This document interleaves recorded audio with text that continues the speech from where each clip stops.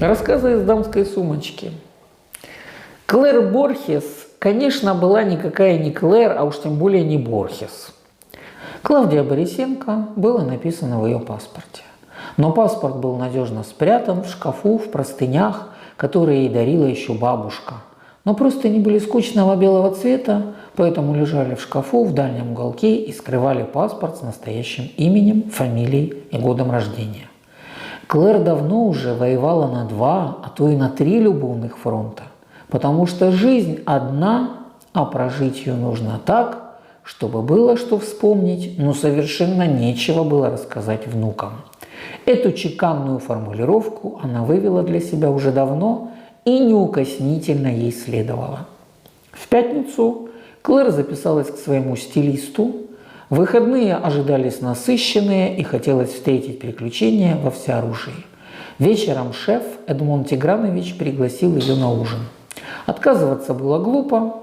Ее призрачное присутствие на работе, отпуска 4 раза в год и неприличные суммы на представительские расходы являлись веской причиной соглашаться и не портить шефу вечер.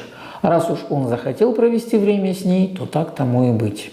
Благо Тигранович хороший семьянин, до 10 она освободится, а в это время настоящее веселье только начинается.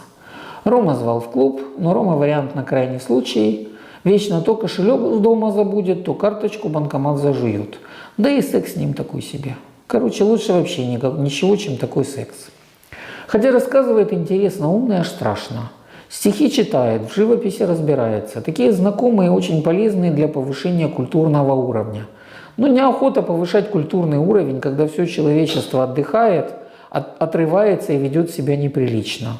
Лучше уж со Славой замутить. Этот тоже вечно без денег, но любовник, да мечтать не дал стилист Роберт. Он закончил, развернул Клэр к зеркалу. Вуаля! Роберт знал свое дело. Клэр выглядела великолепно. Она расплатилась, обняла Роберта на прощание и выпорхнула с салона. На работе Клэр пришлось неожиданно потрудиться. Эдмон Тигранович завалил ее работой. День, что называется, пролетел до вечера за один миг.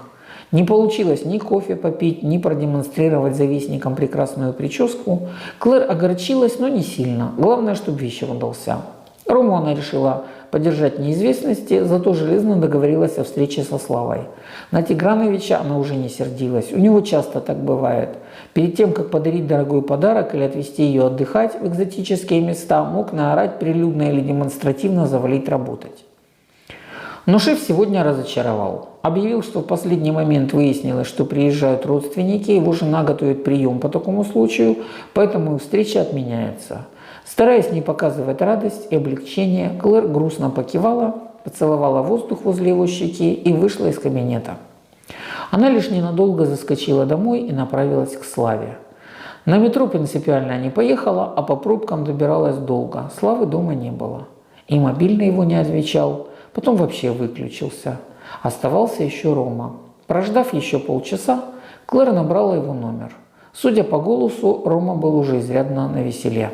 Он начал признаваться Клэр в любви, клятвенно уверять, что абсолютно трезв, но называл ее почему-то Калерией или Клавой. В конце концов, Клэр надоело слушать его бред, она расплатилась за кофе и вышла на улицу. Был чудесный вечер, Клэр шла по улицам, всматривалась в лица прохожих, ни о чем не думала. Внезапно кто-то окликнул ее. Роберт в компании вычурно одетых молодых людей шел ей навстречу. Все равнодушно поприветствовали ее, и Роберт, скорее всего, из вежливости пригласил пойти с их компанией в клуб. Клэр вежливо отказалась. «О, конечно, конечно, я понимаю, у вас романтическая встреча», – нежно пропел Роберт, намекая на ее утренний визит. «Нет», – вздохнула Клэр. «А что же тогда?» – еще нежнее спросил Роберт.